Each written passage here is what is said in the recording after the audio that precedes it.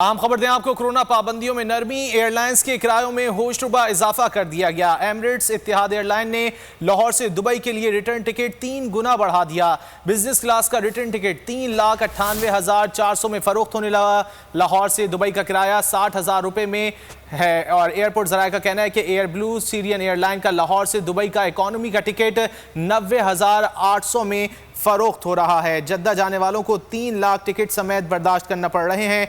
Foreign currency की मद में टिकट जितनी महंगी होगी, डॉलर बढ़ने का भी खदशा जाहिर किया जा रहा है। जराये की जानिब से बताया गया है, कोरोना पाबंदियों में नरमी, एयरलाइंस के किरायों में होशरुबा इजाफा देखा जा रहा है। एमिरेट्स, इत्तेहाद एयरलाइन ने लाहौर से दुबई के लिए रिटर्न टिकट 3 गुना बढ़ा दिया है। बिजनेस क्लास का रिटर्न टिकट 3,98,400 में फरोख्त होने लगा। एयरपोर्ट जराये का कहना है कि लाहौर से दुबई का किराया 60,000 रुपये है।